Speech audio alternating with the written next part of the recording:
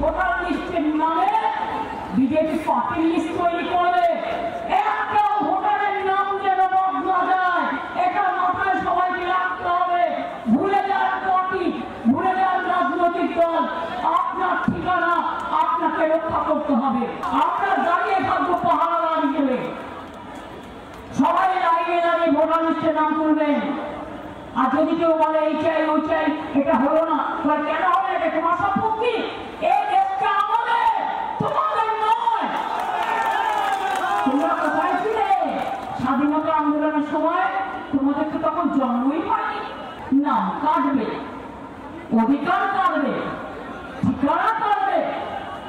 একবার তোমরা এপিক কাট করো। আমরা কত লড়াই করেছি, আমার পেয়ারা ছেলে মারা গেছে, 21শে জুলাই প্রাণ দিয়েছে। এরপরে কি করলেন? আধার কার্ড। আধার কার্ড কেন করবেন কেন? আমি সন্ময়দা রয়েছেন, আমি একবার সন্ময়দার কাছে যাই। ইউটিউবের সাংবাদিক সন্ময় বন্দ্যোপাধ্যায় আমার সঙ্গে রয়েছে। সন্ময়দা, আমি একটা ছোট্ট প্রশ্ন খালি করে নিই। এক তো মমতা বন্দ্যোপাধ্যায় নিজেই বলছেন তিনি পাহারাদার হয়ে দাঁড়িয়ে থাকবেন। আমার তো শুনে মনে হলো অনুপ্রবেশকারীদেরও পাহারা দেবেন তিনি। বুঝলাম না কেন। এক।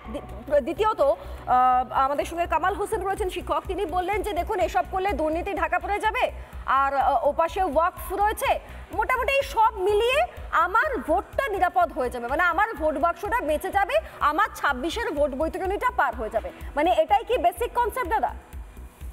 আমি সৃজিতা, আমি একটা কথা পয়েন্ট আউট করি। এখানে কামাল স্যার খুব রাইটলি পয়েন্ট আউট করছিলেন অনেকগুলো পয়েন্ট। আমাদের একটা পয়েন্ট খুব খুব ইম্পর্টেন্ট, যেটা নিয়ে আমরা কেউ ভাবছি না। এই এসআইআর বিরোধিতার মধ্য দিয়ে যাদের নাগরিকত্ব দেওয়ানোর চেষ্টা করছেন মমতা বন্দ্যোপাধ্যায় এবং তৃণমূল কংগ্রেস দলটা ইন পার্টিকুলার, এবং তাকে সমর্থন করছেন এ রাজ্যের কিছু বামপন্থীরা, তারা কত বড় সর্বনাশ করছে চাকরি প্রার্থীদের, কত বড় সর্বনাশ করছে কর্মসংস্থানের, কত বড় সর্বনাশ করছে ব্যবসা, ছোট ছোট ব্যবসাদারদের মধ্যে, ব্যবসার মধ্যে তারা ভাগ বসাচ্ছে। প্রকল্পের কথা ছেড়ে দাও, লক্ষ্মীর ভান্ডারের টাকা এখানকার অ্যাকাউন্টে জমা পড়ছে, থাকেন বাংলাদেশে বিবাহিত হয়ে চলে গেছেন, এখানে জমা পড়ছে, এখানে বাবা ভাড়া পাওয়া যাচ্ছে, মা ভাড়া পাওয়া যাচ্ছে, মানে সমস্ত কিছু তৃণমূল কংগ্রেস এখানে ইনজেক্ট করেছে। কিন্তু সবকিছুর থেকেও বেশি একটা প্রকল্পের 1000 টাকা, 2000 টাকা, 1000 টাকা, এগুলো বার্ধক্য ভাতা, বিধবা ভাতা, মানে ওপার বাংলায় থাকছেন, এপার বাংলায় কারুর না কারুর অ্যাকাউন্টে টাকা জমা পড়ছে, এগুলো সব মেনে নেওয়া যায়। কিন্তু মেনে নেওয়া যায় না যেখানে চাকরির এই দৈন্য, যেখানে কর্মসংস্থানের এই দৈন্য, যেখানে ব্যবসার এই দৈন্য, সেইখানে সেই ইকোনমিক অর্থনীতির মধ্যে যে ভাগটা বসাচ্ছেন এই অনুপ্রবেশকারীরা, এই এসআইআর কে বিরোধিতা করার মধ্য দিয়ে মমতা বন্দ্যোপাধ্যায় এবং এক শ্রেণীর বামপন্থীরা, তারা কিন্তু আলটিমেটলি এই জায়গাটায় ক্ষতিগ্রস্ত করছেন বাংলার সমস্ত মানুষকে। রিপাবলিক বাংলার যত দর্শক আছেন, আমি তাদের কাছে বলছি, এসআইআর বিরোধিতা মানে আপনার ছেলের কর্মসংস্থানের বিরোধিতা, এসআইআর বিরোধিতা মানে আপনার মেয়েটাকে যাকে পড়াশোনা করে বড় করাচ্ছেন তাদের বিরোধিতা করা, অর্থাৎ তারা যাতে চাকরিটা দিনের শেষে না পায়।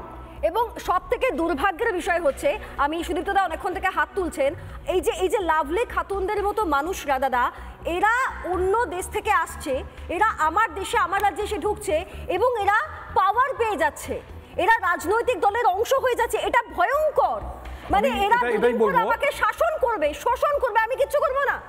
দেখুন, আপনি এই কামাল হোসেন সাহেবকে যে প্রশ্নটা করেছিলেন মুর্শিদাবাদ নিয়ে, তার সঙ্গে এটাকে অ্যাড করে বলি, আজ থেকে 300 বছর আগে মুর্শিদাবাদ সারা বিশ্বের অন্যতম একটা বৃহত্তম এবং সবচেয়ে মানে এনরিচড একটা বিজনেস এবং ইকোনমি সেন্টার ছিল।